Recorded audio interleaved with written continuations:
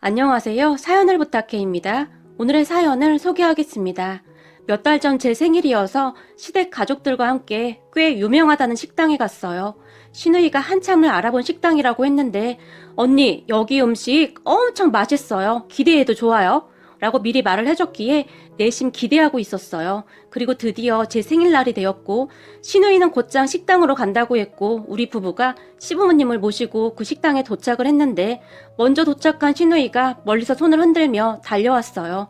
우리 시댁은 시부모님과 우리 부부 그리고 아직 결혼 전인 시누이가 있어요. 잠시 후에 우리에게 다가온 시누이가 여기 음식 엄청 맛있대. 다들 기대하셔. 활짝 웃었는데 우리 시누이는 성격이 엄청 밝은 사람이에요. 그래서 어디서든 빛이 나는 사람입니다. 그렇게 우리는 주차를 하고 음식점으로 걸어가고 있었는데요. 선미 맞네. 너 선미지? 라며 누군가 저를 불렀어요. 제 이름이 들렸기에 제가 본능적으로 고개를 돌렸는데요. 맞네. 박선미.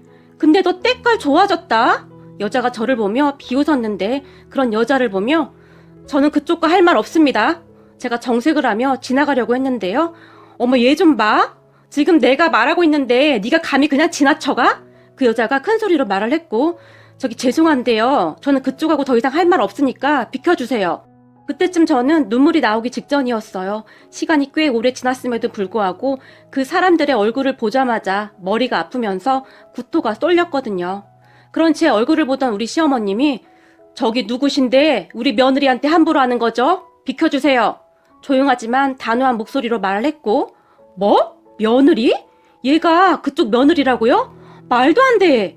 그 여자의 입에서 그 한마디가 새어나왔어요. 그런 여자를 우리 시어머님이 밀치며 선미야 얼른 들어가자 라며 제 손을 잡아 끌었어요. 시부모님은 항상 그렇듯 제 이름을 불러주셨거든요.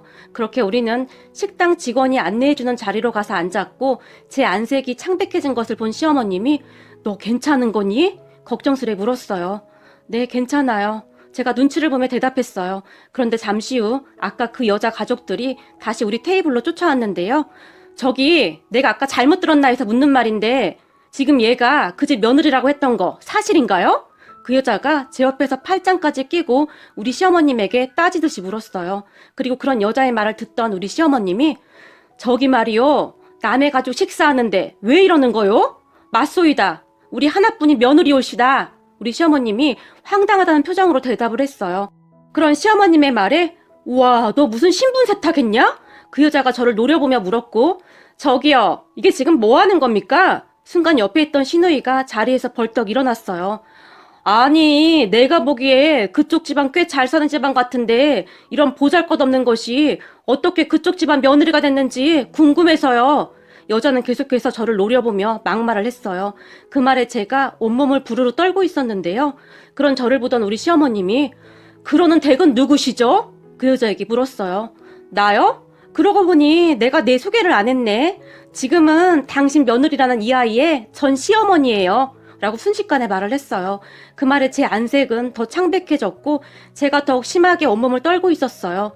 선미야, 지금 이 여자 말이 맞는 거니? 시어머님이 놀란 채 물었고 제가 힘겹게 고개를 끄덕였는데요. 그 순간 시어머님이 들고 있던 수저를 식탁에 살짝 내려놓더니 선미야, 너는 도대체 생각이 있는 거니 없는 거니?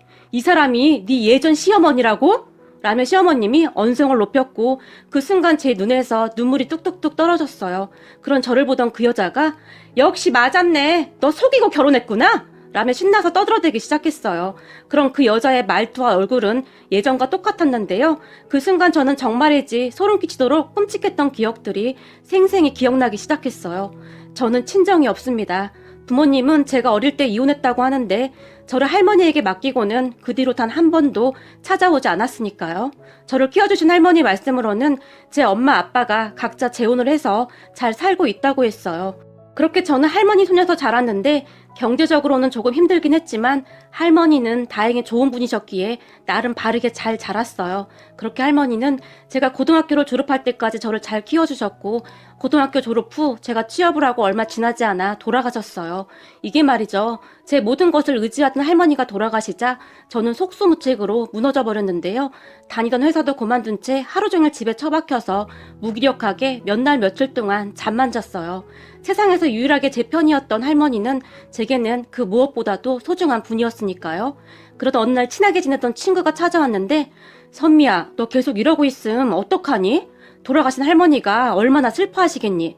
그만 정신 차리고 살아야지. 저를 설득했어요. 그리고 친구는 저에게 너도 간호조무사 자격증 따라. 아직 젊은데 계속 이러고 있을 수는 없잖아. 네가 지금 취업한다고 해도 공장이나 아르바이트 그런 일자리밖에 없잖아. 나도 지금 간호조무사 자격증 따려고 학원 다니고 있거든. 같이 다니자. 라며 저를 설득했어요. 그런 친구를 보며 근데 거기 학원 다니려면 비싼 거 아니야? 제가 걱정스레 물었고 그렇게 비싸진 않아. 너 그동안 모아둔 돈도 있다며. 그리고 그렇게 큰 금액도 아니니까 정 안 되면 내가 빌려줄게. 나중에 일하면서 갚으면 되잖아. 내가 학교 졸업하고 여기저기 일 다녀봤는데 그래도 자격증은 있어야 하지 않을까 싶더라. 친구가 계속 저를 설득했고 저는 그런 친구를 따라 학원에 등록했어요. 공부를 썩 잘했던 것이 아니라 갑자기 공부를 하려니까 힘이 들었는데요. 옆에서 친구가 도와주기도 했고 정말 열심히 공부를 한 덕분에 우리 둘 다 자격증을 취득할 수 있었어요. 공부에 집중하는 동안은 적어도 우울한 생각이나 잡생각들이 들지 않았으니까요. 그렇게 우리는 둘 다 취업을 했어요. 하지만 간호조무사라는 일도 쉽지만은 않았는데요. 정말 힘들게 버텨냈던 것 같아요. 그러다 어느 날 일을 끝내고 퇴근하려고 병원을 나왔는데 입구에 어떤 남자가 서 있었어요. 그 남자가 저를 보며 박선미 씨! 라며 활짝 웃고 있었어요. 그런 남자를 제가 자세히 봤는데요. 평소 우리 병원에 의료기기 등을 납품하는 회사 사장 아들이라고 했는데 병원에서 오다 가다 인사 정도만 하고 지내던 사람이었어요. 왜 여기 계신 거예요? 제가 놀라서 물었고 저기 사실 지금까지 선미 씨 기다렸어요. 남자가 쑥스럽다는 듯이 머리를 긁적였어요. 저를요? 저를 왜요? 제가 다시 물었고 그게 말이죠. 혹시 시간 괜찮으시면 저랑 같이 식사하실래요? 남자는 말을 하는 내내 쑥스러웠던지 땅만 바라보고 있었어요. 저기 죄송한데 제가 내성적인 편이어서 잘 모르는 사람하고 식사를 잘 못해요. 죄송해요. 라며 급히 그곳을 빠져나오려고 했는데요. 그런 저를 보던 남자가 급히 제 옷깃을 잡더니 그럼 연락처라도 알 수 있을까요? 그냥 가끔 친구처럼 지내면서 친해지면 되잖아요. 제게 물었어요. 하지만 저는 죄송해요. 별로 그러고 싶지가 않아서요. 라며 다급히 돌아섰어요. 그때 당시 저는 가족도 없이 홀로 지냈기에 스스로 제 자신을 지켜야 한다는 생각으로 살았어요. 그래서 제 친한 친구 말고는 친구도 별로 없었고요. 부모님이 그렇게 떠난 뒤로는 누군가를 믿는다는 것이 쉽지 않았거든요. 하지만 그 뒤로도 그 남자는 저와 친해지려고 노력했고 우리 병원에 올 때마다 간식거리나 커피 등을 가지고 와서 쑥스럽다는 듯이 저에게 건네주고는 아무 말 없이 급히 가기도 했어요. 그날도 남자가 저에게 샌드위치와 커피를 건네주고는 그냥 가버렸는데요. 그런 남자를 보던 병원 동료가 저 남자가 선미 씨한테 관심 있나 봐? 라며 물었어요. 저는 잘 모르겠어요. 거절하는데도 자꾸 뭘 갖다 줘서 저도 난처하네요. 제가 난감하다는 표정으로 말을 했는데 선미 씨 혹시 말이야 저 남자 어떤 사람인 줄 알아? 동료가 제게 물었고 우리 병원에 의료기기 납품하는 회사 사장 아들 아니에요? 제가 대수롭지 않다는 듯이 대답했어요. 아유 그걸 알고 있다는 사람이 그러고 있어? 얼른 잡아야지. 잡기만 하면 땡 잡은 건데. 거기다 저 사람 집이 엄청 부자래.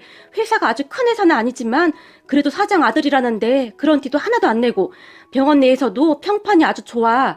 우리 병원에서 저 사람 눈독 들이고 있는 여자들이 한둘이 아닌데 저 사람이 선미 씨한테 마음 있는 것 같다고 병원에 소문이 자자해. 근데 혼자만 모르고 있더라.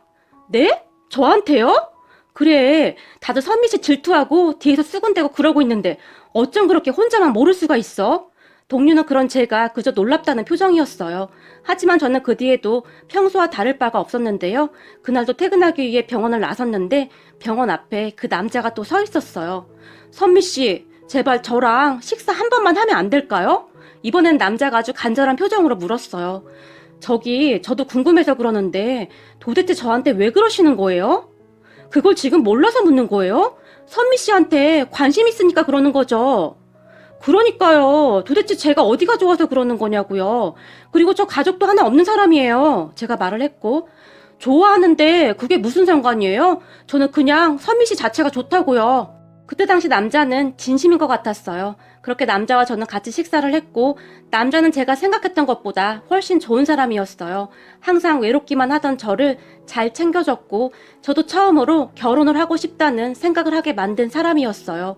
우리는 그렇게 점점 가까워져 갔고 그러던 어느 날 선미야, 우리 결혼하자 라며 남자친구가 청혼을 했어요. 하지만 제 상황이 많이 안 좋았던지라 오빠네 부모님이 나 좋아할까? 아무리 봐도 오빠 집안이랑 우리 집 상황이 달라도 너무 다른데? 나 너무 걱정이 돼. 제가 말을 했지만 걱정 마. 우리 부모님은 내가 잘 설득할게. 라며 남자친구가 큰 소리를 쳤어요. 그때 제가 그 남자친구의 청혼을 뿌리쳤어야 했는데 그저 후회가 될 뿐이네요. 맞습니다. 그 남자가 제 전남편입니다. 그렇게 얼마 후 전남편 부모님에게 인사를 드리러 갔는데 저를 보자마자 부모님도 안 계시고 도대체 학교도 라며 말끝을 흐리던 전남편의 엄마는 전남편과 제 결혼을 결사 반대하고 나섰어요. 전남편의 엄마뿐만 아니라 시누이까지 합세해서 저를 정말 많이 힘들게 했어요. 어느 날은 너 내가 얼마 주면 우리 아들이랑 헤어질래? 너 사실 우리 아들 돈 때문에 만나는 거잖니? 라며 제게 돈 봉투를 내밀기도 했고 또 어느 날은 제가 일하는 병원까지 찾아와서 몹쓸 말을 하고 가기도 했어요. 그런 전 시어머니와 시누이 때문에 전 남편에게 헤어지자고 통보하기도 했지만 그때마다 전 남편은 그렇게 매달릴 수가 없었어요. 그러면 저는 그런 전 남편이 안쓰러워 다시 만났고 말이죠. 그리고 얼마 가지 않아 결국 전 남편 부모님이 허락을 했는데 전 남편이 짐을 싸서 집을 나와버렸거든요. 결국 자식 이기는 부모 없다고 우리는 그렇게 결혼을 했어요.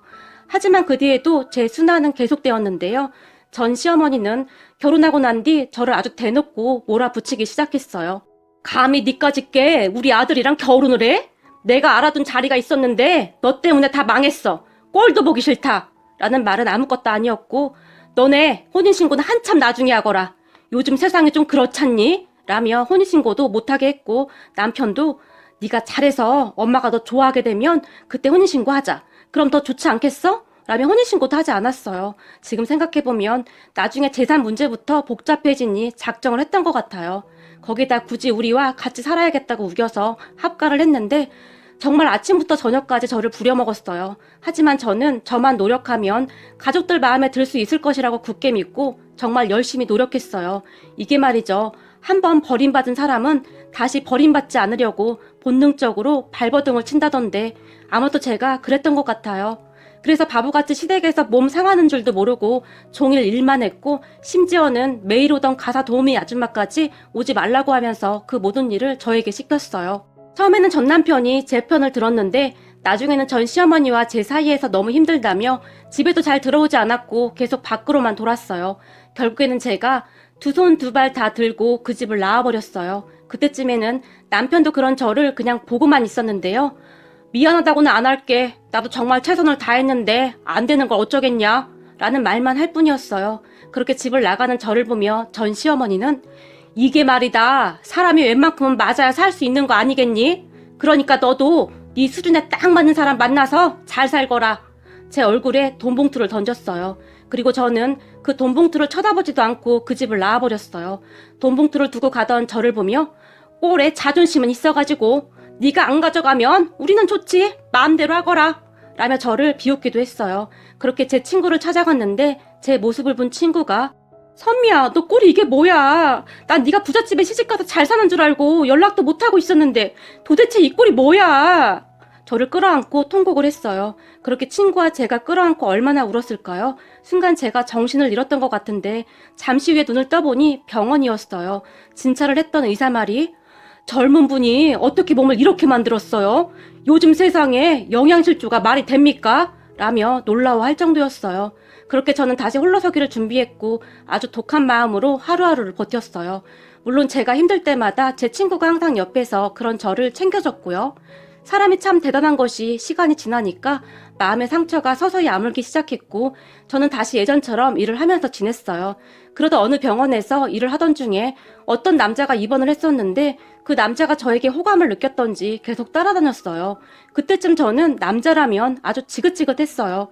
거기다가 비록 혼인신고는 하지 않았지만 저는 이미 한 번 이혼 경력도 있었고 그 남자는 초혼이었거든요. 그랬기에 더욱 매몰차게 남자를 밀어냈어요. 하지만 남자는 정말 대단했는데요. 제가 아무리 밀어내도 변함없이 제 옆을 지켰어요. 그렇게 1년 넘게 저를 따라다녔던 남자에게 이제 그만 좀 하세요. 저는 이미 이혼도 해서 그쪽 부모님이 엄청 반대할 거예요. 그리고 제가 전에 당한 게 많아서 저는 앞으로도 결혼 생각이 없어요. 라고 싸늘한 표정으로 말을 했지만 저는 선미 씨 아니면 안 됩니다. 제발요. 그러면 그럴수록 그 남자는 저에게 더욱 매달렸어요. 그러다 어느 날 휴무에 집에 있었는데 몸이 너무 안 좋아서 아무것도 못 먹고 누워만 있었어요. 그래서 제 친구에게 미안한데 나 몸이 너무 안 좋아서 그러는데 이따가 약 좀 사다 줄 수 있어? 전화를 했는데 잠시 후에 초인종이 울렸고 그 남자가 약봉투와 죽을 집 앞에 두고 갔더라고요. 알고 보니 제 친구와 그 남자가 서로 연락을 하고 있었고 제 친구가 보기에 남자가 괜찮아 보였던지 저와 연결해주기 위해 노력을 했다고 하네요. 그리고 그때부터였던 것 같아요. 제 마음이 조금씩 움직이기 시작했던 것이 말이죠. 그 뒤 우리는 자연스레 연인 사이가 되었고 우리가 사귄 지 얼마나 되었을까요? 남자가 저에게 청혼했어요. 그런 남자를 보며 당신 부모님이 저를 받아주지 않을 거예요 라고 말을 했지만 난 선미 씨 아니면 절대 결혼 안 해요. 그리고 우리 부모님도 선미 씨 상황 다 들었어요. 그러니까 우리 부모님한테 인사 가요. 라며 저를 설득했어요. 하지만 저는 선뜻 용기가 나지 않았고 계속 거절하고 있었는데요. 어느 날 같이 식사를 하자며 저를 데리고 식당으로 갔는데 그곳에 그 사람의 부모님과 여동생이 있었어요. 그 모습에 제가 기겁을 하며 안절부절 못한 채 어쩔 줄을 몰라 하고 있었는데요. 앉아요. 그 사람 어머니가 조용히 말을 했고 제가 엉거주춤 자리에 앉았는데 뭘 좋아할지 몰라서 우리가 알아서 시켰는데 괜찮을까요? 그 사람 어머니가 다시 제게 물었어요. 그 말에 네, 제가 기어들어가는 목소리로 말을 했는데 너무나 긴장을 했던지 목소리도 잘 나오지 않았어요. 잠시 후 음식이 나왔고 자, 먹죠. 이번에는 그 사람의 아버지가 말을 했어요. 하지만 저는 선뜻 음식을 먹을 수가 없었는데요. 전에 한 번 호되게 당했던지라 두 번 다시 그런 일을 겪고 싶지 않았어요. 그래서 정말 힘겹게 제가 입을 열었어요. 저기 죄송한데요. 정우 씨가 뭔가 착각을 한 것 같습니다. 저는 정우 씨랑 결혼 생각이 없으니 너무 걱정하지 마십시오. 잔뜩 긴장을 하고 있던지라 어떠한 말을 했는지도 잘 기억이 안 나긴 하는데 대충 그렇게 말을 한 것 같아요. 그런데 그런 제 말을 듣던 그 사람의 어머니가 왜 그런 말을 하는 거죠? 아가씨는 우리 아들을 사랑하지 않는다는 말인가요? 그럼 우리 아들 혼자 결혼하겠다고 이 난리란 말인가요? 아니, 저는 그게 아니라 정우 씨에 비해 제가 너무 많이 부족하니까 부모님께서도 아무래도 걱정하실까봐 그래서 라고 말을 하던 중에 제가 그만 눈물을 쏟고 말았어요. 전에 겪었던 일을 모두 잊었다고 생각하고 있었는데 그때의 일들이 갑자기 생각나면서 폭풍 눈물이 나왔어요. 그렇게 눈물을 흘리던 제 모습을 보며 그 사람의 여동생이 조용히 제 손을 잡아주며 괜찮아요. 우리 오빠도 어디 하나 잘난 게 없어서요. 제가 보기에 언니가 우리 오빠를 너무 과대평가한 것 같은데요? 라고 웃었어요. 그리고 그 사람의 어머니도 그래, 우리 딸 말이 맞는 것 같네. 사실 우리 아들이지만 부족한 게 많아요. 라며 저에게 젓가락을 들려주며 자, 먹어요. 우리 가족은 맛있는 음식 엄청 좋아해서 앞으로 엄청 먹으러 다닐 건데 괜찮겠어요? 그 사람의 어머니가 다시 활짝 웃었어요. 제게 그렇게 따뜻하게 대해주신 분들이 지금의 우리 시부모님과 시누이입니다. 제 생각과는 다르게 저에게 정말 잘해주셨는데요. 어느 날은 저를 집으로 초대해주셨는데 저는 시댁을 방문하고 정말 많이 놀랐습니다. 그동안 남편이 그런 내색을 하지 않았기에 저는 전혀 몰랐는데요. 시댁은 제가 생각했던 것보다 훨씬 잘 사는 것 같았어요. 전 남편 집에 처음 갔을 때도 눈이 휘둥그레졌었는데 그 집하고는 비교가 되지 않을 정도로 부자였어요. 그래서 저는 더욱 이해가 되지 않았어요. 이렇게 부잣집에서 저 같은 이혼녀 며느리를 허락한 것이 도무지 이해가 되질 않았어요. 하지만 그런 생각을 했다는 것이 창피할 정도로 시댁 가족들은 정말 좋은 분들이었고 우리는 정말 행복하게 결혼을 했어요. 그리고 저는 꿈인지 생시인지 모를 정도로 하루하루가 정말 행복했는데요. 그때 처음 저에게도 진짜 가족이 생겼다는 생각이 들 정도였어요. 그런 저를 보며 친구가 거봐, 내가 사람 보는 눈이 있었다니까. 네 남편 정말 괜찮아 보였어. 정말 다행이다. 네가 행복해져서 정말 다행이야. 라며 축하해 줄 정도였어요. 그렇게 정말 행복한 시간이었는데 하필 제 생일날 음식점에서 기억하기도 싫었던 전 남편 가족들을 만났던 거였어요. 순간 아팠던 기억이 다시 떠올랐고 저는 사시나무 떨듯이 온몸을 떨고 있었어요. 그렇게 떨고 있던 저를 보며 우리 시어머님이 너는 생각이 있는 거니 없는 거니? 어쩌면 이런 격 떨어지는 천박한 집구석과 결혼을 했던 거니? 라며 물을 한 잔 마셨어요. 그런 우리 시어머님의 말에 뭐? 격이 떨어져? 당신들 우리 남편이 누군 줄 알아? 전 시어머니가 가방에서 명함을 한 장 꺼내더니 우리 시어머님에게 던졌고 바닥에 떨어진 명함을 슬쩍 본 우리 시어머님이 땡땡 회사 이런 회사도 있었나? 요즘은 개나 소나 다 사장이래 라며 더 큰 소리로 비웃었어요. 뭐? 당신 지금 뭐라고 했어? 그래도 겉모습이 번지름해 보이길래 좀 사는 집인 줄 알았더니 역시 개뿔도 없는 집구석이었구만. 그러면 그렇지 네 주제에 그런 집안에 시집이나 갈 수 있었겠냐? 전 시어머니도 지지 않고 더 큰 소리로 말을 했는데요. 그 순간 우리 시누이가 앞에 있던 깍두기 그릇을 살짝 밀어 바닥으로 떨어뜨렸는데 그 깍두기가 전 시어머니의 발에 그대로 떨어져 버렸어요. 그 바람에 전 시어머니가 아 이런 미친 것들이 있나? 라며 호들갑을 떨고 있었고 아니 이 멀쩡하게 갑자기 왜 떨어지지? 라며 시누이가 다시 물컵을 엎어버렸어요. 그 바람에 전 시어머니의 발이 다 젖어버렸는데요. 야 이런 싸가지 없는 거사 너 고의적으로 그랬지? 라며 우리 시누이에게 달라들었어요. 그 모습에 제가 놀라서 벌떡 일어났는데요. 저보다 우리 시어머님이 더 빠르게 일어났고 순식간에 전 시어머니의 머리채를 잡고 놓질 않았어요. 그렇게 식당은 난장판이 돼버렸고 곧 경찰이 왔고 우리 모두는 경찰서로 가게 되었어요. 그리고 그곳에서 우리 시아버님이 저 땡땡 회사 사장입니다. 우리 변호사 좀 불러도 될까요? 라고 경찰에게 물었고 네? 땡땡 회사 사장님이요? 그런데 사장님이 어쩌시다가 라며 말끝을 흐렸어요. 평소 지역사회에 좋은 일도 많이 하시고 그랬기에 그 지역에서는 시아버님이 경영하고 있는 회사가 사람들에게 꽤 평판이 좋은 회사였어요. 그리고 그 말을 듣고 있던 전 시댁 가족들이 많이 놀란 듯 했는데요. 당신이 땡땡 회사 사장이라고? 라며 전 시어머니가 물었고 그러게요. 제가 하필 땡땡 회사 사장이네요. 곧 우리 변호사 올 거니까 변호사 오면 말하죠. 라며 우리 시아버님이 조용히 말을 했어요. 그런 시아버님의 말을 듣고 있던 전 남편의 아버지가 저기 서로 쌍방인데 그냥 이쯤에서 끝내시죠. 라며 바로 꼬리를 내렸어요. 경찰서에서 나오기 전에 우리 시어머님이 한 번만 더 우리 며느리한테 함부로 말하기만 해봐. 그랬다가는 당신들 각오해야 할 거야. 전 시어머니에게 이까지 악문 채 말을 했어요. 그런데 우리 시부모님의 복수는 거기서 끝나지 않았어요. 시아버님이 발이 넓었기 때문에 아는 의사분들이 많았는데요. 그 의사분들에게 전 남편이 저에게 한 짓을 넌지시 말을 하면서 김 원장님 혹시 땡땡 회사가 원장님 병원에 납품을 한다고 하던데 맞는지요? 라고 묻다가는 김 원장님 저는 말입니다. 세상을 살아가는데 사람의 인성이 가장 중요하다고 생각합니다. 약자를 괴롭히는 그런 인간들이 잘 살면 안 되는데 말이죠. 그래서 제가 항상 기부도 하고 그러는 거 아니겠습니까? 힘든 세상 다 같이 잘 살아야 하지 않겠습니까? 그런데 땡땡 회사 그 사장이란 작자가 질적으로 좀 아닌 것 같던데 한번 잘 확인해 보시라고요. 라고 말을 했다고 하네요. 그리고 얼마 후에 전 남편이 저에게 연락을 했더라고요. 제가 그 인간이랑 헤어지고 전화번호를 다 바꿨는데 어떻게 안 것인지 제게 전화를 해서는 여보 미안한데 당신이 잘 좀 말해주면 안 될까?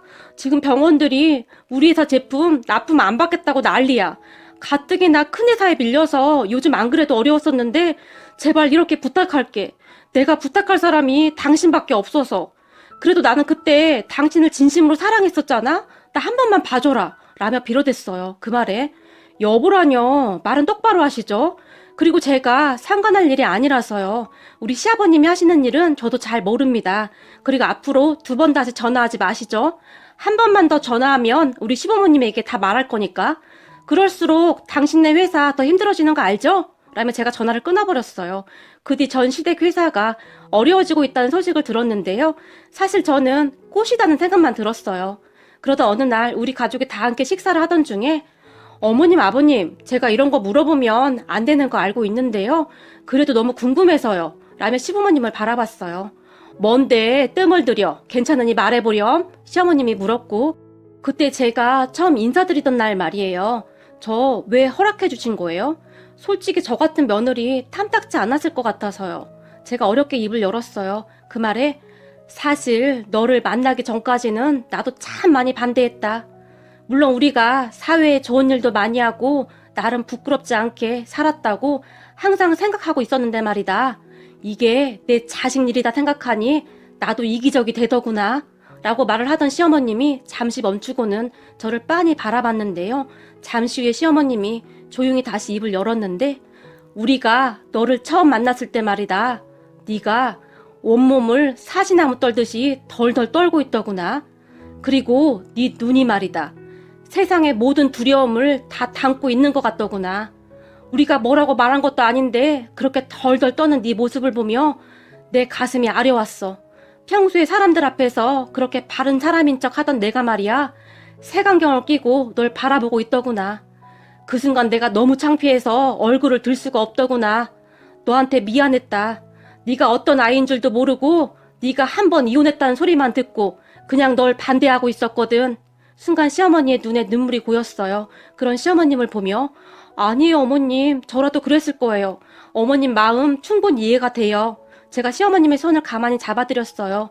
그날 네 눈에서 우리 아들과 딸의 어린 시절 모습이 보였단다.